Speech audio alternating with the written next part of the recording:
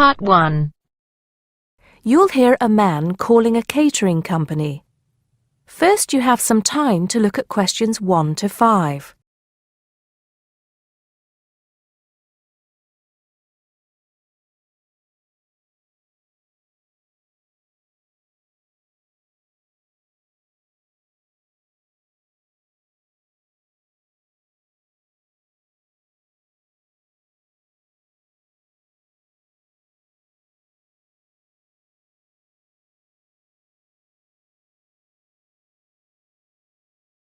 Hello, 5-star caterers.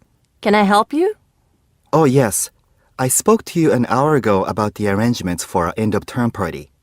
Oh, that's right. It's Mr. Saunders, isn't it? Actually, it's Sanders. That's Sanders. Oh, I'm sorry. I'll just get that down correctly on the form. Okay, Mr. Sanders, sorry about that. No problem. Well, I've got the details you asked for, so I thought I should call you back quickly and book. Good. Let's fill in the form, shall we? Great. First of all, can you give me a telephone number? Somewhere where you can be contacted during the day. Yes, it's 445-6786. 445-6786. Okay. And do you have a number where you can be contacted outside of office hours? Well, I'm at work till late in the evening, so use the same number, and if I'm not there, you can leave a message. Thanks. I'll make a note of that. And how many guests shall I put down? Okay, that's changed. So instead of the figure I gave you before of 85, it's now only 50. It's much lower, I'm afraid, because a lot of people can't make that date. That's not a problem. Can you remind me of the date we'd set? Yes, it's the 25th of June. Okay, that's fine. Before you hear the rest of the conversation, you have some time to look at questions 6 to 10.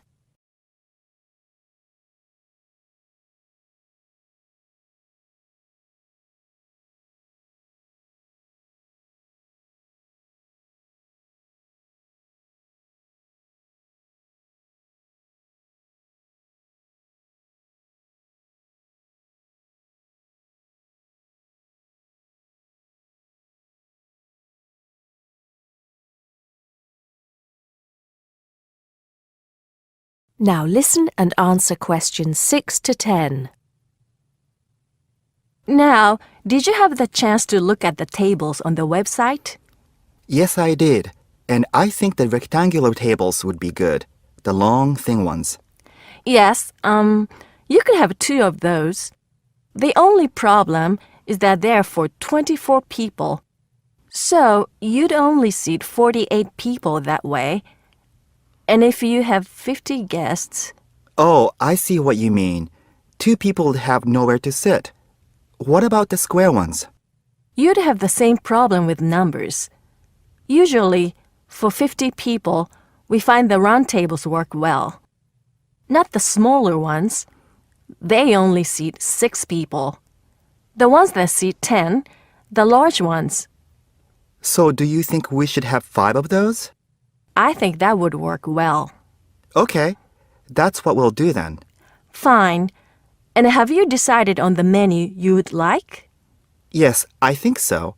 But I wanted to ask you, we talked about having the 3-course meal with waiter service, but in the end, we thought it would be a bit too formal.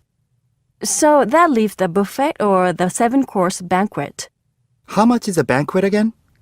£100 a head. That's too much and too formal. The buffet is fine. Okay, so I think I've got everything. We'd need a deposit of 50% of the total. Right. What's the total? Just a minute. Yes, it's £30 a head times 50, so that's £1,500. 50% of that would be $750 now, with the balance due another $750 on the day. Great. I'll call in tomorrow if that's okay. I can pay you the deposit then. We'll look forward to seeing you tomorrow then. Okay. Thanks a lot. Goodbye. Goodbye. That is the end of part 1. You now have half a minute to check your answers.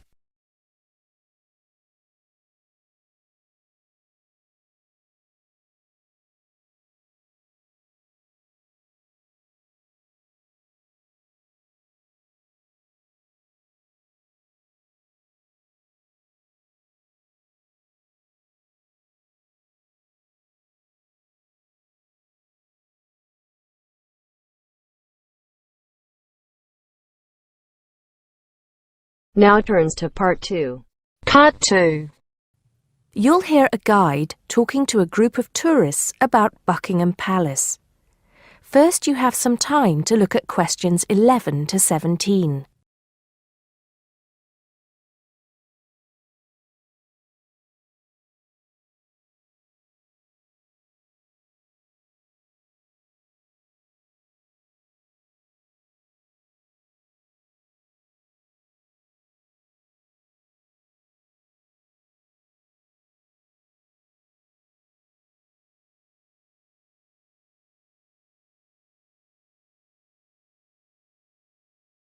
Now listen carefully and answer questions 11 to 17. Now, of course, Buckingham Palace is instantly recognisable to millions of people around the world. As we pass the palace, I'd like to tell you a few things about the history of this famous building. We think the first house was built here around 1624. In 1674, that house burned down and a new one was built, called Arlington House after its owner, the first Earl of Arlington. Then, in 1703, the first Duke of Buckingham changed the design of the house and the name. It was then known as Buckingham House. The building we see in front of us now has undergone many changes since it was first built. The east front, which is the part we see from the road, was added as part of the work done by Queen Victoria and was completed in 1850. But the palace has remained pretty much unchanged for nearly 100 years. The last major changes to the structure were made by King George V, who, in 1913, had the east front redesigned as a backdrop to the large memorial to Queen Victoria, which had just been placed outside the palace gates. Since then, only minor changes have been made. I should point out, though, that the palace was bombed 7 times during the Second World War, most seriously in 1940, when the palace's chapel was destroyed. Today, of course, it is the home of the royal family, but that wasn't always the case, although they did own most of the land it was built on. It was George IV who turned it into a palace, doubling its size when he became king in 1820. He had inherited it from his father, King George III, who, in 1761, had become the first royal owner of the building, though it was still not used as the home of the royal family, just as a private home for Queen Charlotte. It was known as the Queen's House at that time. King William IV finished the work after his brother, George IV, died. But King William never moved into the palace.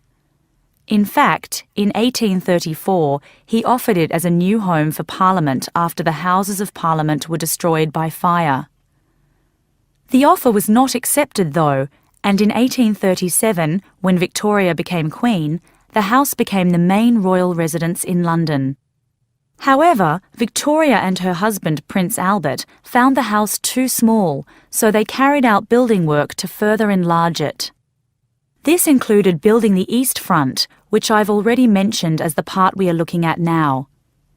Victoria was also responsible for moving the Marble Arch, built as a part of the palace itself in the 1820s, to where it stands today, separate from the palace on the corner of Hyde Park. For 20 years or so, the palace was often the setting for huge banquets, dances, and musical performances. This period lasted until Prince Albert died in 1861, after which Victoria spent very little time there, and the palace was hardly ever used. Before you hear the rest of the talk, you have some time to look at questions 18 to 20.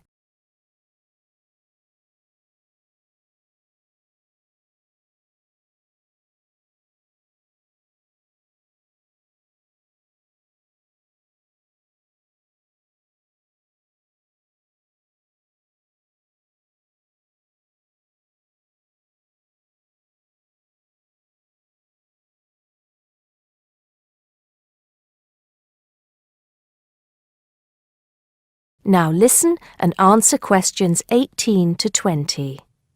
When Victoria died in 1901, Edward VII became king. He was responsible for most of the decoration inside that exists today, and the dark days of the later part of Victoria's reign were fairly quickly forgotten as the palace came back to life.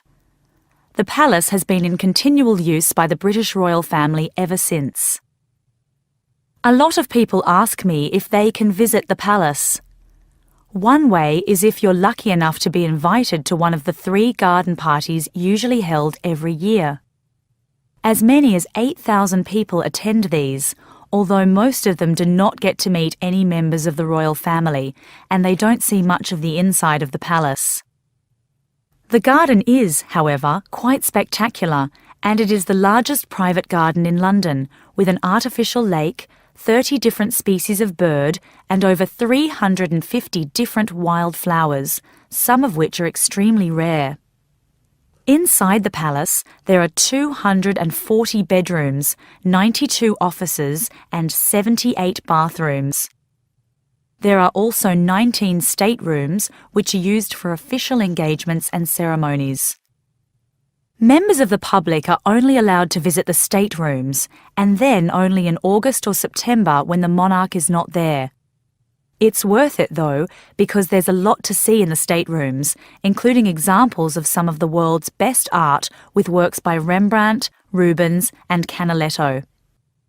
The tour, which lasts up to 2.5 hours, ends in the garden, where you can see more of the outside of the palace not visible from the road. That is the end of part 2. You now have half a minute to check your answers.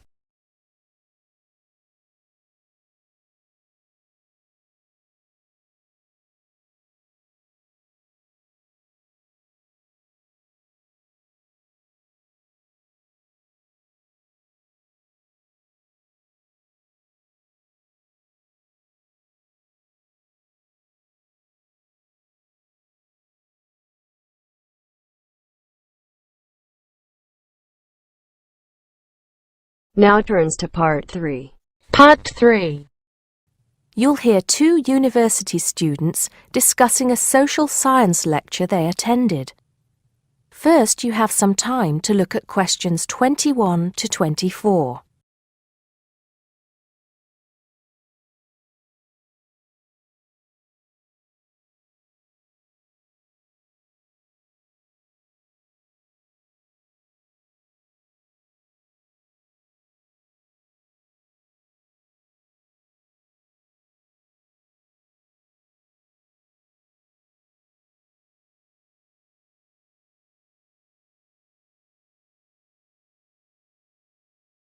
Now listen carefully and answer questions 21 to 24.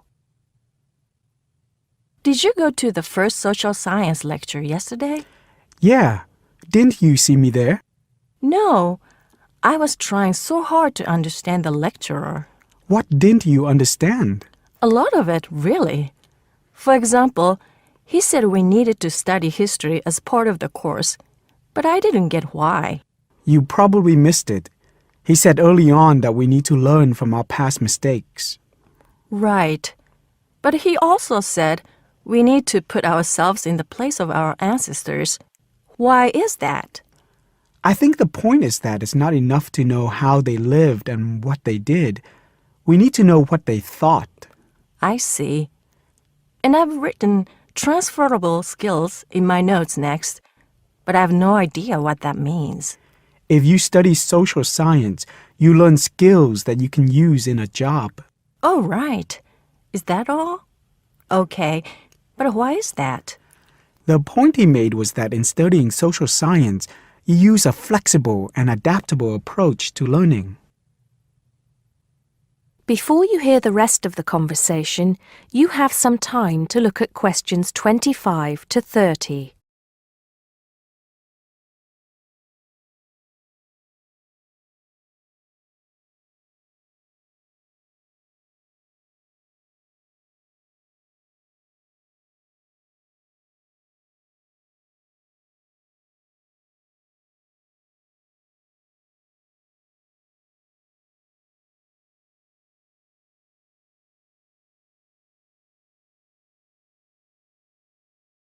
Now listen and answer questions 25 to 30.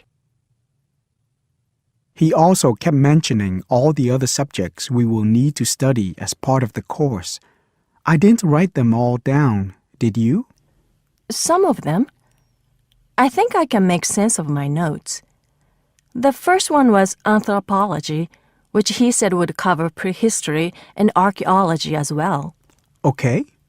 Then there's economics. I wrote down that this was not meant to mean that we will spend all our time looking at economic theory, but more that we need to see how humans behave.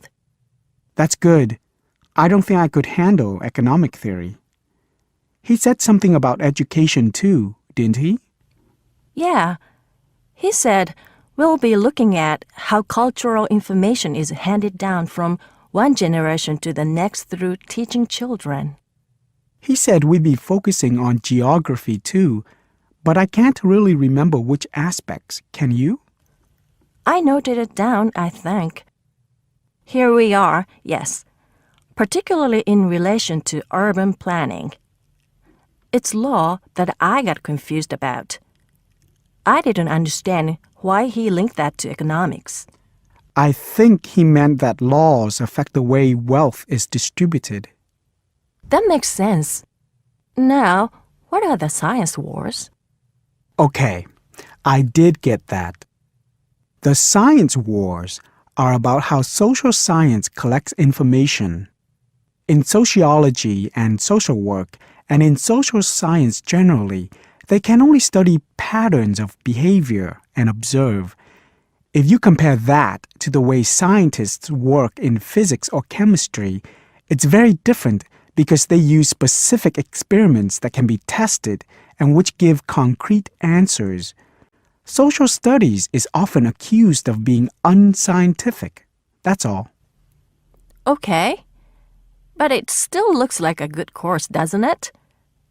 You don't have any regrets, do you? None at all. I'm looking forward to it. That is the end of part 3. You now have half a minute to check your answers.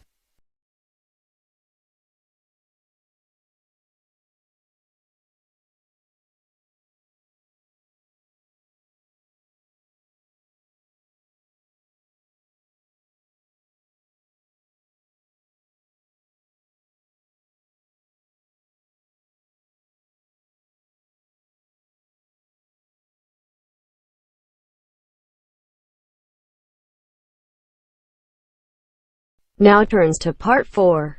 Part 4. You'll hear a lecturer talking to students about America in the 1960s.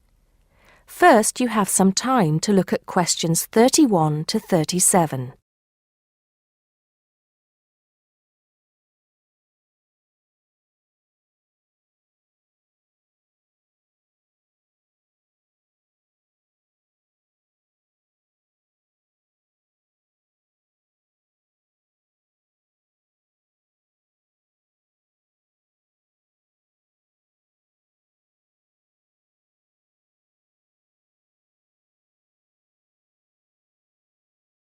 Now listen carefully and answer questions 31 to 37. We begin our examination of America in the 1960s with the usual caution. There is no sense in trying to understand any decade without looking at what came before. Those of you who still have outstanding coursework on the 1950s would do well to complete it now, if for no other reason than it will help make sense of the next series of lectures. but we must press on, and I'd like to begin my talk about the 60s with a reference to one of those things that came before, the post-war baby boom. With the end of the Second World War in 1945, there began in the USA an era of perceived prosperity and security. In short, people started to feel that the world was a much better and safer place to bring up children. So, at the start of the 60s, all those children born in the baby boom, 70 million in the US alone, were teenagers. As the 60s progressed, and as this large number of people approached adulthood, there was a noticeable shift in the balance of power, and young people began to have a voice in ways that were not considered possible in the more conservative atmosphere of the preceding decade. Things were moving forward at a rapid pace. The literature of the time brought out all the taboos. Everything was covered, such as race in, for example, the book To Kill a Mockingbird. The role of women changed, and equality for women, well, let's just say that once certain books were published, women were no longer going to be satisfied with their roles as devoted wives and mothers. Through literature alone, the whole fabric of society was challenged, and by the end of the 60s, things would never again be as they had pretty much been for the preceding 40 years. It was a decade of protest, civil rights protests, feminism, the rights of minorities, the Vietnam War.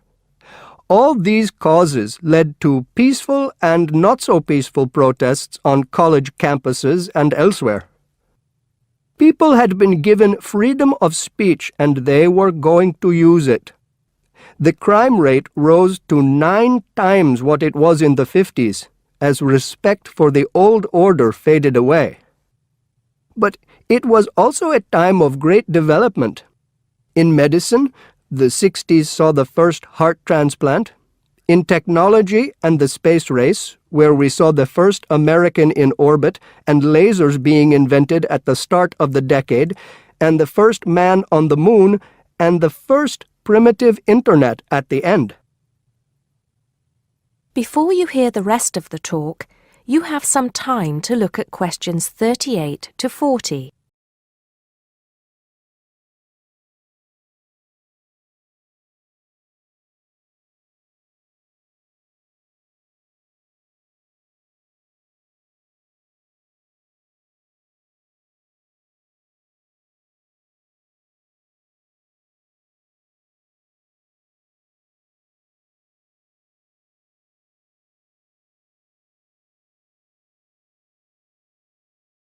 Now listen and answer questions 38 to 40.